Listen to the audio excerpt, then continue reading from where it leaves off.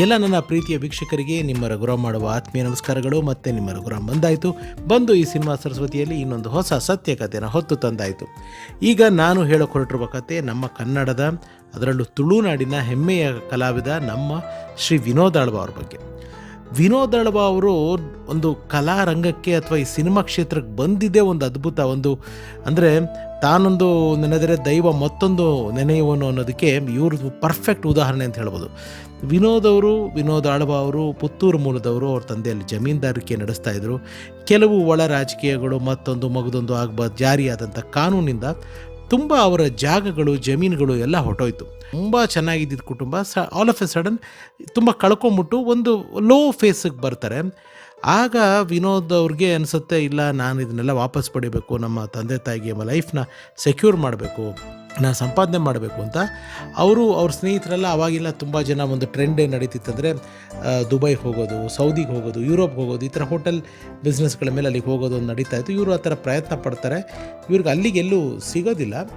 ಇವ್ರಿಗೆ ಬಾಂಬೆನಲ್ಲಿ ಹಾಲಿಡೇ ಇನ್ ಹೋಟ್ಲಲ್ಲಿ ಒಂದು ಕೆಲಸ ಸಿಗುತ್ತೆ.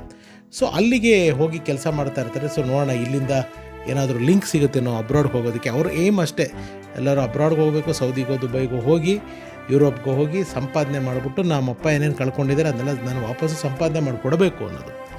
ಸರಿ, ಹೀಗೆ ನಡೀತಿರ್ಬೇಕಾದ್ರೆ ವಿನೋದ್ ಆಳ್ವ ಅವರ ಅಕ್ಕನ ಮಗಳಿಗೆ ಇಲ್ಲಿ ಶಂಕರ್ ನಾಗ್ ಅವರ ಒಂದು ಸಿನಿಮಾ ತಾಳಿಯ ಭಾಗ್ಯ ಸಿನಿಮಾದಲ್ಲಿ ಒಂದು ಮಗು ಪಾತ್ರ ಮಾಡೋದಕ್ಕೆ ಒಂದು ಅವಕಾಶ ಸಿಗುತ್ತೆ. ಅದರ ನಿರ್ಮಾಪಕರು ಅಬ್ಬಯ್ಯ ನಾಯ್ಡು ಅವರು. ತಾಳಿಯ ಭಾಗ್ಯ ಬಿಡುಗಡೆಯಾಗಿ ಸೂಪರ್ ಹಿಟ್ ಆಗುತ್ತೆ. ಅದನ್ನೇ ಹಿಂದಿ ಅವತರಣೆ KC ಬೊಕಾಡಿಯಾ ಅವರು ತೇರಿ ಮೆಹರ್ಬಾನಿಯಾ ಅಂತ ಹೆಸರಿಡ್ತಾರೆ. ಜಾಕಿ ಷರಾಫ್ ಅವರು, ಪೂನಮ್ ದಿಲಾನ್ ಅವರು. ಇಲ್ಲಿ ಶಂಕರ್ ನಾಗ್ ಅವ್ರು ಮಾಡಿದ ಪಾತ್ರನ ಜಾಕಿ ಷರಾಫ್ ಅವ್ರು ಮಾಡ್ತಾರೆ. ಇಲ್ಲಿ ಪ್ರಮೀಳಾ ಜೋಶಿ ಅವ್ರು ಮಾಡಿದ ಪಾತ್ರನ ಅಲ್ಲಿ ಪೂನಮ್ ದಿಲಾನ್ ಅವ್ರು ಮಾಡ್ತಾರೆ. ಈ ಸಿನಿಮಾ ಹಿಂದಿ ಇದ್ರ ವ್ಯಾಪಾರ ವಹಿವಾಟು ಇದಕ್ಕೆಲ್ಲ ಡಿಸ್ಕಷನ್ಗೆ ಅಂತ ಹೋಗಬೇಕಾದಾಗ ವಿನೋದ್ ಆಳ್ವ ಅವರ ಅಕ್ಕ ಅಭಯ್ ನಾಯ್ಡು ಸರ್ ಹತ್ರ ಹೇಳಿದ್ರಂತೆ, ನನ್ನ ತಮ್ಮ ಅಲ್ಲಿ ಹಾಲಿಡೇನಲ್ಲೇ ಕೆಲಸ ಮಾಡ್ತಿದ್ದಾನೆ, ನಿಮಗೆ ಬಾಂಬೆಲ್ಲರೂ ಬೇಕಿದ್ದರೆ ಅವನ್ನ ಸಂಪರ್ಕ ಮಾಡಿ ಅಂತ. ಸೊ ಅಭಯ್ ನಾಯ್ಡು ಅವ್ರು ಬಂದು ವಿನೋದ್ ಆಳ್ವ ಅವ್ರು ಕೆಲಸ ಮಾಡ್ತಿದ್ದ ಹೋಟ್ಲಲ್ಲೇ ಉಳ್ಕೊಂಡಿದ್ದಾರೆ. ಅಭಯ್ ನಾಯ್ಡು ಅವ್ರಿಗೆ ಹಿಂದಿ ಅಷ್ಟಾಗಿ ಬರೆದಿದ್ದ ಕಾರಣ ವಿನೋದ್ ಆಳ್ವನೇ ಅವ್ರನ್ನ ಎಲ್ಲ ಕಡೆ ಬಾಂಬೆನಲ್ಲಿ ಹೋಗೋದು, ಕರ್ಕೊಂಬರೋದು, ಸುತ್ತಾಡಿಸೋದು ಇದನ್ನೆಲ್ಲ ಮಾಡಿದ್ದಾರೆ. ಇದೆಲ್ಲ ಆಗಿ ಒಂದು ಆ ಪ್ರೊಡಕ್ಷನ್ ಹಂತದ್ದೆಲ್ಲ ಆದಮೇಲೆ ವಾಪಸ್ಸು ಅವರು ಬೆಂಗಳೂರಿಗೆ ಬಂದಿದ್ದಾರೆ. ಅದು ಒಂದು ಒಳ್ಳೆ ಸ್ನೇಹ ಆಯಿತು ಅಂತ. ಒಂದು 3-4 ತಿಂಗಳಾದಮೇಲೆ ಸಡನ್ನಾಗಿ ರಾತ್ರಿ ಒಂದು 11:30ಗೆ ಅಬ್ಬಯ್ಯ ನಾಯ್ಡು ಅವರು ವಿನೋದ್ ಆಳ್ವ ಅವ್ರು ಇದ್ದಿದ್ದು ಹೋಟ್ಲಿಗೆ ಫೋನ್ ಮಾಡ್ತಾರೆ, ನಿನ್ನನ್ನು ಹೀರೋ ಮಾಡ್ತಿದ್ದೀನಿ, ಅರ್ಜೆಂಟಾಗಿ ನೀನು ಬೆಂಗಳೂರಿಗೆ ಬಾ ಅಂತ. ಸರ್, ಹೀರೋನ? ಅದೇ ಟೈಮ್ಗೆ ಏನಾಗಿದೆ, ಇವರು ಅಷ್ಟು ವರ್ಷದಿಂದ ಕಂಡಿದ್ದ ಕನಸು ಸೌದಿಗೆ ಹೋಗೋದಕ್ಕೆ ಎಲ್ಲ ಆಗಿದೆ, ವೀಸಾ ಫಾರ್ಮಾಲಿಟೀಸ್ ಎಲ್ಲ ಮುಗಿದಿದೆ, ನೀನು ಹೊರಡಬೇಕು ಇನ್ನೊಂದು ಹೋಟೆಲ್, ಅಲ್ಲಿ ಸೌದಿ ಅರೇಬಿಯಾದಲ್ಲಿ ಒಂದು ಹೋಟ್ಲಲ್ಲಿ ಇವ್ರಿಗೆ ಕೆಲಸ ಸಿಕ್ಕಿದೆ. ಇಲ್ಲ ಸರ್, ನಾನು ಅಲ್ಲಿಗೆ ಹೋಗ್ತಿದ್ದೀನಿ, ಇಲ್ಲ ಬರೋದಿಲ್ಲ. ಏನು ಮಾತಾಡ್ತಿದ್ದೀನಿ, ನಾನು ಸಿನಿಮಾ ಹೀರೋ ಮಾಡ್ತಿದ್ದೀನಿ ಅಂದರೆ ನೀನು ಹಿಂಗೆ ಮಾಡ್ತೀಯ ಅಂದ್ಬಿಟ್ಟು ಅಬ್ಬಯ್ಯ ನಾಯ್ಡು ಅವರು ಸ್ವಲ್ಪ ಕಿರ್ಚಾಡಿದ್ದಾರೆ. ಇವರು ಇಲ್ಲ ಸರ್ ನಾನು ಮಾಡೋದಿಲ್ಲ ಅಂದ್ಬಿಟ್ಟು ಫೋನ್ ಇಟ್ಬಿಟ್ಟಿದ್ದಾರೆ ವಿನೋದ್ ಆಳ್ವ. ಅದಾದಮೇಲೆ ಅವ್ರ ಶಿಫ್ಟ್ ಮುಗಿಸ್ಕೊಂಡು ಅವ್ರ ಅಪಾರ್ಟ್ಮೆಂಟ್ಗೆ ಹೋದಾಗ ಅಲ್ಲಿ ಅವ್ರ ಫ್ರೆಂಡ್ ಒಬ್ಬರು ರೋನಿ ಅಂತ, ಅವ್ರ ಹತ್ರ ಹಿಂಗೆ ಹೇಳಿದಾಗ, ಹೀರೋ ಆಗೋ ಚಾನ್ಸ್ ಯಾರು ಬಿಡ್ತಾರೆ, ನೀನು ಹೋಗೋದಲ್ವಾ? ಅಯ್ಯೋ ಬೇಡಪ್ಪ, ನಾವು ಫಸ್ಟ್ ಲೈಫ್ ಸೆಟ್ಲ್ ಮಾಡ್ಕೊಳ್ಳೋಣ, ಹೀರೋನು ಬೇಡ ಏನೂ ಬೇಡ. ನೆಕ್ಸ್ಟ್ ಡೇ ಇವ್ರು ಬೆಳಗ್ಗೆ ಡ್ಯೂಟಿಗೆ ಫಸ್ಟ್ ಶಿಫ್ಟಿಗೆ ಬರೋ ಅಷ್ಟು ಟೈಮ್ಗೆ ಅವರು KC ಬೊಕಾಡಿಯಾ ಮ್ಯಾನೇಜರು ಏರ್ ಟಿಕೆಟ್ ಇಟ್ಕೊಂಡು, ಇಂಡಿಯನ್ ಏರ್ಲೈನ್ಸ್ ಏರ್ ಟಿಕೆಟ್ ಇವತ್ತು ಸಂಜೆ ಫ್ಲೈಟು, ನೀವು ಬಾಂಬೆಯಿಂದ ಬೆಂಗಳೂರಿಗೆ ಹೋಗಬೇಕು. ಬೆಂಗಳೂರ? ಇಲ್ಲ, ಅಬ್ಬಯ್ಯ ನಾಯ್ಡು ಅವ್ರು ಹೇಳಿದ್ದಾರೆ. ಆಮೇಲೆ STD ಬೂತ್ಗೆ ಹೋಗ್ಬಿಟ್ಟು ಅಬ್ಬಯ್ಯ ನಾಯ್ಡು ಅವ್ರು ಫೋನ್ ಮಾಡಿದ್ರೆ, ನೀನು ಬಾ, ನೀನು 2 ದಿವಸಕ್ಕೆ ಬಾ ಅಂತ ಹೇಳಿದ್ರಂತೆ. ಇಲ್ಲ, ನಾನು ಒಂದೇ ದಿವಸಕ್ಕೆ ಬರೋದು, ನಂಗೆ ಹಂಗೆ ಆಗೋದಿಲ್ಲ, ಕೆಲಸ ಬಿಟ್ಟು ಬರೋಕೆ. ಆಯಿತು, ನೀನು ಬಾ ಫಸ್ಟು.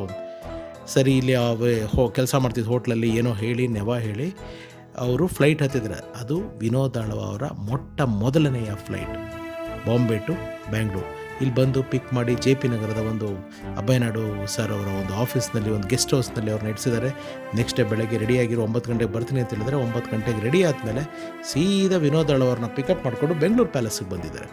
ಬೆಂಗಳೂರು ಪ್ಯಾಲೇಸಲ್ಲಿ ಪ್ರಭಾಕರ್ ಹಾಗೂ ಪಲ್ಲವಿ ಮೇಡಮ್ ಅಂತ ಒಬ್ಬರು ಆರ್ಟಿಸ್ಟು, ಅವ್ರದ್ದು ಒಂದು ಯಾವುದೋ ಶೂಟಿಂಗ್ ನಡೀತಿದೆ, ವಿಜಯ ರೆಡ್ಡಿ ಅವರ ಡೈರೆಕ್ಟ್ರು. ಅಲ್ಲಿ ವಿನೋದ್ ಆಳ್ವ ಅವ್ರದ್ದು ಸ್ಕ್ರೀನ್ ಟೆಸ್ಟ್ ಮಾಡಿದ್ದಾರೆ. ಅಂದರೆ ಬೈಕಲ್ಲಿ ಬರೋದು, ಸೈಕಲಲ್ಲಿ ಬರೋದು, ನಿಂತ್ಕೊಳ್ಳೋದು, ನಗೋದು, ಆ ಪವಿತ್ರ ಅವ್ರ ಜೊತೆಗೆ ಒಂದು ಪೋಸ್ ಕೊಡೋದು, ಈ ಥರ ಒಂದು 10-15 ಶಾಟ್ ತೆಗೆದಿದ್ದಾರೆ. ತೆಗೆದುಬಿಟ್ಟು, ಸರಿ ನೀನು ರೂಮ್ಗೆ ಹೋಗು, ರೆಸ್ಟ್ ತಗೋ, ಗೆಸ್ಟ್ ಹೌಸ್ಗೆ ಹೋಗಿ ನಾನು ಫೋನ್ ಮಾಡ್ತೀನಿ. ಸರಿ, ಇವರು ರೂಮ್ಗೆ ಹೋಗಿ ಊಟ ಮಾಡಿದರೆ, ಅಯ್ಯೋ ಬಿಟ್ಟರೆ ಸಾಕು, ನಾನು ವಾಪಸ್ ಹೋಗ್ಬಿಡೋಣ ಅಂತ ಇವರು ಸಂಜೆ 5 ಗಂಟೆಗೆ ಮತ್ತೆ ಅಬ್ಬಯ್ಯ ನಾಯ್ಡು ಅವರು ಬಾ ಅಂತ ಪಿಕಪ್ ಮಾಡ್ಕೊಂಡು ಪ್ರಸಾದ್ ಲ್ಯಾಬಿಗೆ ಕರ್ಕೊಂಡೋಗಿ ಏನು ಅವತ್ತು ಶೂಟ್ ಮಾಡಿದ್ದಾರೆ ಬೆಳಗ್ಗೆ ಅದನ್ನು ಡೆವಲಪ್ ಮಾಡಿಬಿಟ್ಟು ನೋಡಿದ್ದಾರೆ. ಸ್ಕ್ರೀನಲ್ಲಿ ವಿನೋದ್ ಆಳ್ವಾಗೆ ಅವರೇ ನೋಡಿಕೊಂಡು ದಿಗ್ಭ್ರಾಂತರಾಗ್ಬಿಟ್ರಂತೆ. ಯಾವ ಸೌದಿನೂ ಬೇಡ, ದುಬೈಯೂ ಬೇಡ, ಚೆನ್ನಾಗಿ ಕಾಣಿಸ್ತೀನಿ ಸ್ಕ್ರೀನ್ ಮೇಲೆ, ಬಟ್ ನನಗೆ ಫೈಟ್ ಬರೋಲ್ಲ, ಡ್ಯಾನ್ಸ್ ಬರೋಲ್ಲ, ಆ್ಯಕ್ಟಿಂಗ್ ಬರೋಲ್ಲ, ಏನೂ ಬರೋಲ್ಲ, ಹೆಂಗೆ ಮಾಡೋದು? ನಿನ್ನ ಮೇಲೆ ನಂಬಿಕೆ ಇದೆ, ನಾನು ಮಾಡಿಸ್ತೀನಿ ಅಂತ ಅಬ್ಬಯ್ಯ ನಾಯ್ಡು ಅವರು, ವಿಜಯ ರೆಡ್ಡಿ ಅವರು ಒಂದು ಚಾಲೆಂಜ್ನ ತಗೊಂಡು ವಿನೋದ್ ಆಳ್ವ ಅವ್ರನ್ನ ತವರು ಮನೆ ಅನ್ನೋ ಒಂದು ಕನ್ನಡ ಚಿತ್ರಕ್ಕೆ ಆಯ್ಕೆ ಮಾಡಿದ್ದು. ಇಲ್ಲಿ ಇನ್ನೂ ಒಂದೇನಂತಂದರೆ, ಅದಕ್ಕೆ ಭವ್ಯ ಅವ್ರಿಗೆ ವಿನೋದ್ ಆಳ್ವ ಅವ್ರ ಪೇರಾಗಿದ್ದು. ಇದಕ್ಕೆ ಮೊದಲು ಆಯ್ಕೆ ಆಗಿದ್ದು ನಮ್ಮ ಸಿದ್ಧಲಿಂಗಯ್ಯ ಸರ್ ಅವರ ಮಗ ಮುರಳಿ. ಯಾಕೆಂದರೆ ಪ್ರೇಮ ಪರ್ವದಲ್ಲಿ ಭವ್ಯ ಆ್ಯಂಡ್ ಮುರಳಿ ಅವ್ರ ಕಾಂಬಿನೇಷನ್ ದೊಡ್ಡ ಹಿಟ್ ಆಗಿತ್ತು. ಬಟ್ ಕಾರಣಾಂತರಗಳಿಂದ ಡೇಟ್ ಸಮಸ್ಯೆನೋ ಮತ್ತೊಂದು ವಿಚಾರನೇನೋ ಗೊತ್ತಿಲ್ಲ, ಮುರಳಿಯವರು ಆ ಸಿನಿಮಾದಲ್ಲಿ ಆ್ಯಕ್ಟ್ ಮಾಡಲಿಲ್ಲ. ಸೊ ಮುರಳಿ ಜಾಗಕ್ಕೆ ಕನ್ನಡ ಚಿತ್ರರಂಗದ ತವರು ಮನೆಗೆ, ಬೆಳ್ಳಿ ಪರದೆಗೆ ನಮ್ಮ ವಿನೋದ್ ಆಳ್ವ ಕಾಲಿಟ್ಟು ಇಡೀ ದಕ್ಷಿಣ ಭಾರತನೇ ಆಮೇಲಿಂದ ಅವ್ರು ಹೆಂಗೆ ರೂಲ್ ಮಾಡಿದ್ರು ಅನ್ನೋದು ನಿಮಗೆ ಗೊತ್ತೇ ಇದೆ. ಇದು ವಿನೋದ್ ಆಳ್ವ ಅವರು ಚಿತ್ರರಂಗಕ್ಕೆ ಬಂದ ಒಂದು ಪುಟ್ಟ ಕತೆ. ಈ ಕತೆ ನಿಮಗೆ ಖುಷಿ ಕೊಟ್ಟಿದ್ರೆ ನಮ್ಮ ಶ್ರಮ ಸಾರ್ಥಕ ಅಂತ ತಿಳಿಸ್ತಾ, ಮತ್ತೆ ಮುಂದಿನ ಸಿನಿಮಾ ಸರಸ್ವತಿಯಲ್ಲಿ ಇನ್ನೊಂದು ಹೊಸ ಸತ್ಯಕತೆಯೊಂದಿಗೆ ನಿಮ್ಮನ್ನು ಭೇಟಿ ಮಾಡ್ತೀನಿ. ಅಲ್ಲಿವರೆಗೂ ಎಲ್ರಿಗೂ ನನ್ನ ನಮಸ್ಕಾರ. ನಾನು ನಿಮ್ಮ ರಘುರಾಮ್. ಸರ್ವೇ ಜನ ಸುಖಿನೋ ಭವಂತು. Love you all.